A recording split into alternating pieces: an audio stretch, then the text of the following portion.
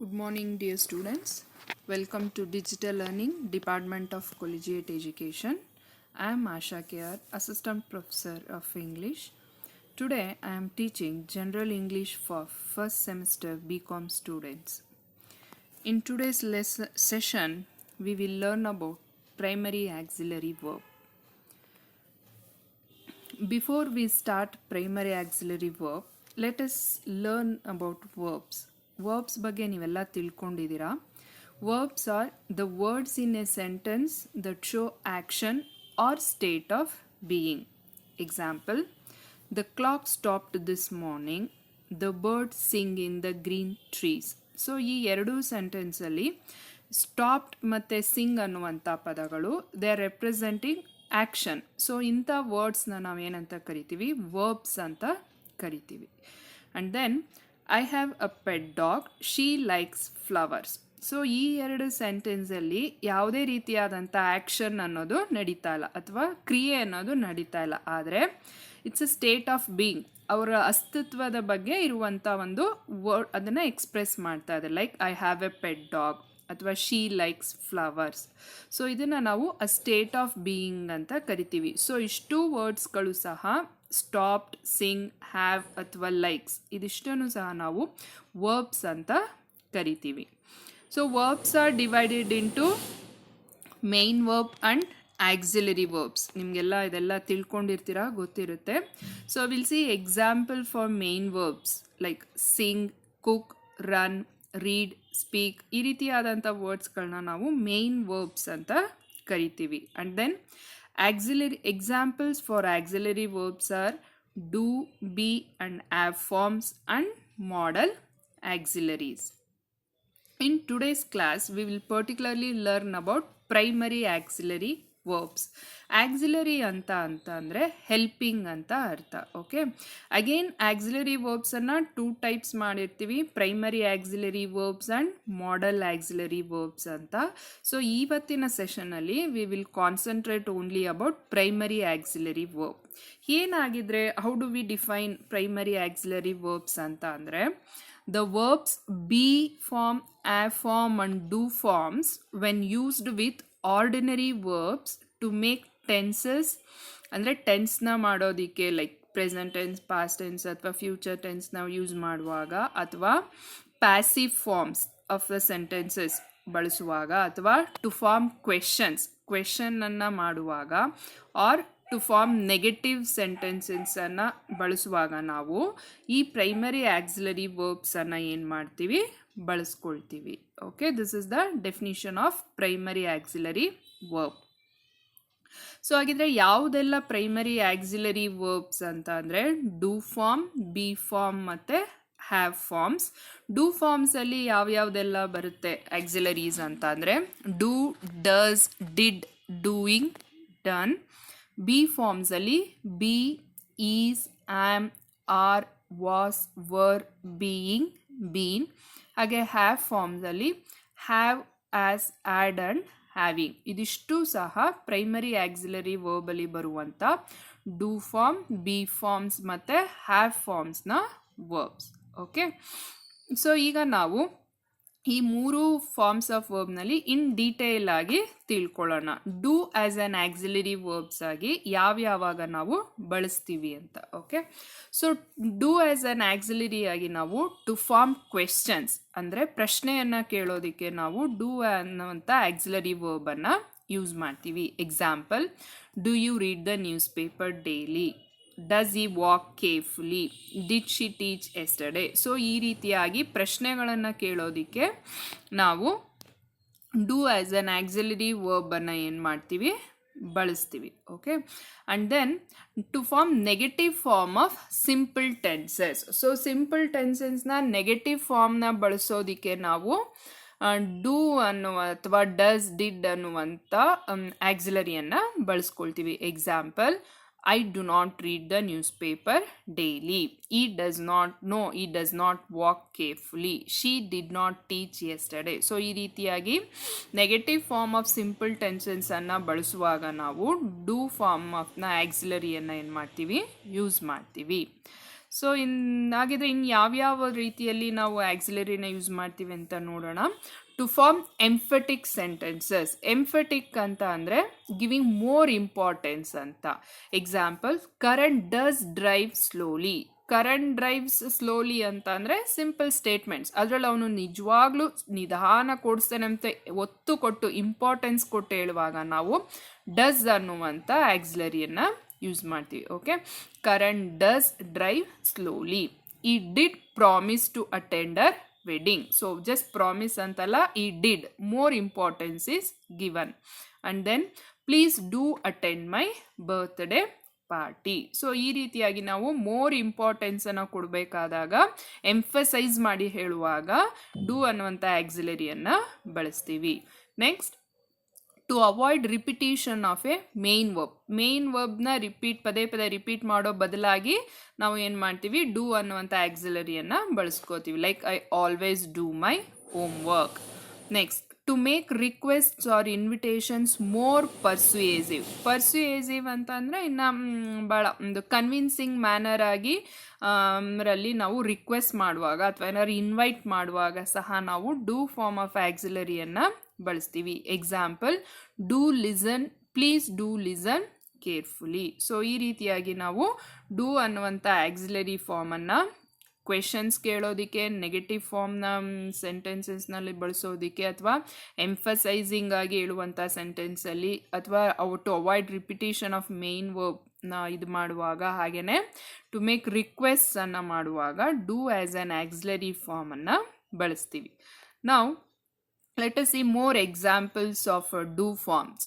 ಇದು ಒಂದು ನೋಡಿ, do you go to school every day. So ನಿಮಗೆ ಎಲ್ಲ ಅರ್ಥ ಆಗಿರುತ್ತೆ. ಇದು ಕ್ವೆಶನ್ ಫಾರ್ಮನ್ನು ನಾವು ಯೂಸ್ ಮಾಡುವಾಗ ಡೂ ಅನ್ನು ಬಳಸ್ತೀವಿ. Next, I do not go to school every day. So ಇಲ್ಲಿ ನೆಗೆಟಿವ್ ಫಾರ್ಮ್ ಆಫ್ ಸಿಂಪಲ್ ಟೆನ್ಸಸ್ಸನ್ನು ಹೇಳುವಾಗ ಇಲ್ಲಿ ಮತ್ತೆ ನಾವೇನು ಮಾಡ್ತೀವಿ, ಡೂ ಫಾರ್ಮನ್ನು ಬಳಸ್ತೀವಿ. Next, Sushant does dance beautifully. Emphatic sentences more importance ಕೊಟ್ಟು ಬಳಸ್ತೀವಿ ಡೂ ಫಾರ್ಮನ್ನು. ಹಾಗೆಯೇ please do attend the meeting. So convincing ಆಗಿ ಯಾರಿಗಾದ್ರೂ ಪರ್ಸುಯೇಸಿವ್, ತುಂಬ ಒಂದು ಕನ್ವಿನ್ಸಿಂಗ್ ಮ್ಯಾನರ್ ಆಗಿ ರಿಕ್ವೆಸ್ಟನ್ನು ಮಾಡ್ಕೊಳ್ಳುವಾಗಲೂ ಸಹ ನಾವು ಡೂ ಫಾರ್ಮನ್ನು ಬಳಸ್ತೀವಿ. ಸೊ ಇದಿಷ್ಟು ಅರ್ಥ ಆಗಿದೆ ಅಂದ್ಕೊಳ್ತೀನಿ. ಸೊ ಈಗ ನಾವು ಬಿ ಆ್ಯಸ್ ಆನ್ ಆಕ್ಸಿಲರಿನ ಯಾವಾಗ ಬಳಸ್ತೀವಿ ಅಂತ ನೋಡೋಣ. Okay, to form continuous tenses. So continuous ಟೆನ್ಸಸನ್ನು ನಾವು ಬಳಸುವಾಗ ಬಿ ಆ್ಯಸ್ ಆನ್ ಆಕ್ಸಿಲರಿಯನ್ನಾಗಿ ನಾವು ಯೂಸ್ ಮಾಡ್ತೀವಿ. ಸೊ ನಿಮಗೆಲ್ಲ ಆಲ್ರೆಡಿ ನಾನು ಚಾರ್ಟಲ್ಲಿ ತೋರಿಸಿರೋ ಹಾಗೆ ಹೀಸ್, ಆಮ್, ವಾಸ್, ವರ್ ಇದೆಲ್ಲವೂ ಬಿ ಫಾರ್ಮಲ್ಲಿ ಬರುವಂಥ auxiliaries. Okay, example, Veena is singing A song. ಇಲ್ಲಿ ಈಸ್ ಅನ್ನುವಂಥ ಆಕ್ಸಿಲರಿಯನ್ನು ಯೂಸ್ ಮಾಡ್ತಾ ಇದ್ದೀವಿ. Students var participating in the competition. ಇಲ್ಲಿ ವರ್ ಅನ್ನುವಂಥ ಆಕ್ಸಿಲರಿಯನ್ನು ಬಳಸ್ತಾ ಇದ್ದೀವಿ. ಸೊ ಈ ರೀತಿ ಕಂಟಿನ್ಯೂಸ್ ಟೆನ್ಸಸನ್ನು ಯೂಸ್ ಮಾಡುವಾಗ ನಾವು ಬಿ ಫಾರ್ಮ್ನ ಆಕ್ಸಿಲರಿಯನ್ನು ಬಳಸ್ತೀವಿ. Next, to form passive voices. ನಿಮಗೆಲ್ಲ ತಿಳ್ಕೊಂಡಿರ್ತಾರೆ, ಆ್ಯಕ್ಟಿವ್ ವಾಯ್ಸ್, ಪ್ಯಾಸಿವ್ ವಾಯ್ಸ್ ಮಾಡೋದೆಲ್ಲ ಹೈಸ್ಕೂಲಿಂದನೇ ಹೇಳ್ಕೊಟ್ಟಿರ್ತಾರಲ್ವಾ. ಸೊ ಈ ಪ್ಯಾಸಿವ್ ವಾಯ್ಸಲ್ಲಿ ನಾವು ಬಳಸುವಾಗ ಸಹ ನಾವು ವಾಸ್ ಅಥವಾ ವರ್ ಅನ್ನುವಂಥ ಆಕ್ಸಿಲರಿಯನ್ನು ಯೂಸ್ ಮಾಡ್ತೀವಿ. Like 20 cases were brought yesterday. Last year he was elected prime minister. ಇಲ್ಲಿ ವರ್ ಮತ್ತು ವಾಸ್ ಅನ್ನುವಂಥ ಆಕ್ಸಿಲರಿ ಬಿ ಫಾರ್ಮ್ ಆಫ್ ಆಕ್ಸಿಲರಿಯನ್ನು ನಾವು ಪ್ಯಾಸಿವ್ ವಾಯ್ಸಸ್ ಬಳಸುವಾಗ ಏನು ಮಾಡ್ತೀವಿ, ಯೂಸ್ ಮಾಡ್ತೀವಿ. Next, be as an auxiliary is also used followed by the infinitive. It is used to indicate plans or commands. So ಈ ಇನ್ಫಿನಿಟಿವ್ ಅಂದರೆ it's a base form of verb. To ಇಂದ ಶುರುವಾಗುತ್ತೆ. ನೀವೆಲ್ಲ ಕಲ್ತ್ಕೊಂಡಿರ್ತೀರ ಅಂದ್ಕೊಳ್ತೀನಿ. Like to do, to go, to wish.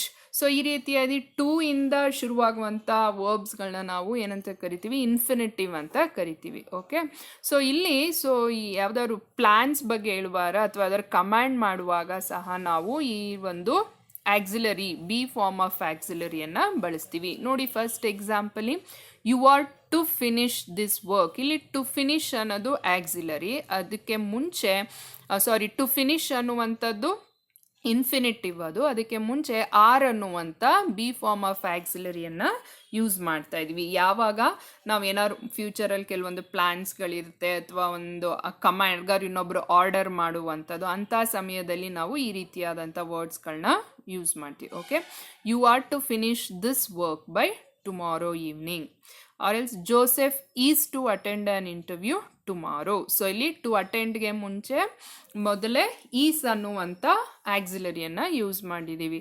I am to finish this work by tomorrow. So obligation, ನಾನಿಷ್ಟು ಮಾಡಬೇಕು ನಾಳೆ ಅಷ್ಟರೊಳಗೆ. ಅಲ್ಲಿ ಆಮ್ ಅನ್ನುವಂಥದ್ದು ಆಕ್ಸಿಲರಿ, ಅಲ್ಲಿ ಟು ಫಿನಿಶ್ ಅನ್ನುವಂಥದ್ದು infinitive. Okay, now will see more examples of be forms. Like continuous ಟೆನ್ಸಸ್ಗೆ I am writing poems, am ಅನ್ನುವಂಥದ್ದು ಇಲ್ಲಿ ಆಕ್ಸಿಲರಿ ಯೂಸ್ ಮಾಡಿದ್ದೀವಿ. And then I am allowed to enter this part of the garden, is working, again continuous tenses. Mother says you are to go to market at once, so infinitive ಅಲ್ಲಿ ಇರುವಂಥದ್ದು to go ಅನ್ನುವಂಥದ್ದು. Again he was reading loudly, continuous tense, and they were sleeping, again it is example for continuous tenses ಅಲ್ಲಿ be form ಅನ್ನ use ಮಾಡ್ತಾ ಇರುವಂಥದ್ದು. ನಾವು ಇದುವರೆಗೂ do form ಮತ್ತು ಬಿ ಫಾರ್ಮ್ನ ಆಕ್ಸಿಲರಿಯನ್ನು ಕಲ್ತ್ಕೊಂಡಿದ್ದೀವಿ. Now we will see have as an ಆಕ್ಸಿಲರಿಯನ್ನು ಹೇಗೆ ಬಳಸ್ತೀವಿ ಅಂತ.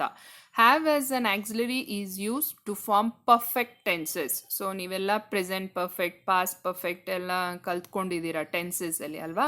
ಸೊ ಈ ರೀತಿ ಪರ್ಫೆಕ್ಟ್ ಟೆನ್ಸಸ್ಸನ್ನು ಬಳಸುವಾಗ ನಾವು ಹ್ಯಾವ್ ಫಾರ್ಮ್ ಆಫ್ ಆಕ್ಸಿಲರಿಯನ್ನು ಯೂಸ್ ಮಾಡ್ತೀವಿ. Example, Gopi has left for the station, they have already reported for work. So have ಅನ್ನುವಂಥದ್ದು, ಆ್ಯಸ್ ಅನ್ನುವಂಥದ್ದು. ಹಾಗೆಯೇ the patient had died before the doctor arrived. So ಇಲ್ಲಿ ಹ್ಯಾಡ್ ಅನ್ನುವಂಥದ್ದನ್ನ ಇಷ್ಟನ್ನು ನಾವು ಪರ್ಫೆಕ್ಟ್ ಟೆನ್ಸಸಲ್ಲಿ ಯೂಸ್ ಮಾಡುವಾಗ ಹ್ಯಾವ್ ಅನ್ನುವಂಥ ಫಾರ್ಮ್ನ ಆಕ್ಸಿಲರಿಯನ್ನು ಏನು ಮಾಡ್ತೀವಿ, ಬಳಸ್ತೀವಿ.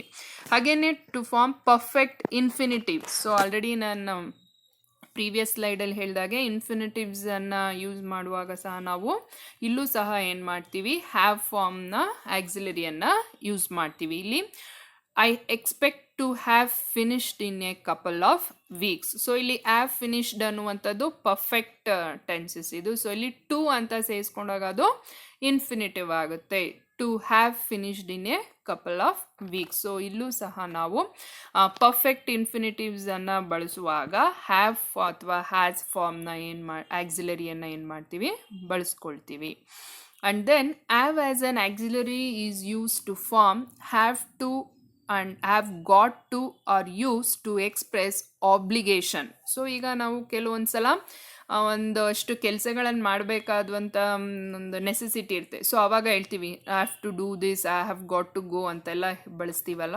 ಸೊ ಆ ರೀತಿ ಅಂಥ ಸಮಯದಲ್ಲಿ ನಾವು ಹ್ಯಾವ್ ಟು ಮತ್ತು ಹ್ಯಾವ್ ಗಾಟ್ ಟು ಅನ್ನುವಂಥ ಆಕ್ಸಿಲರಿಯನ್ನು ಏನು ಮಾಡ್ತೀವಿ, ಬಳಸ್ಕೊಳ್ತೀವಿ. Like I have to attend meeting at 10 AM, I have got to get up early tomorrow. So ಇಲ್ಲೂ ಅಷ್ಟೇ ಟು ಮತ್ತು ಗಾಟನ್ನು ಸೇರಿಸ್ಕೊಂಡಿದ್ರು ಸಹ ಇದು ಸಹ ಹ್ಯಾವ್ನ ಆಕ್ಸಿಲರಿ ಫಾರ್ಮ್.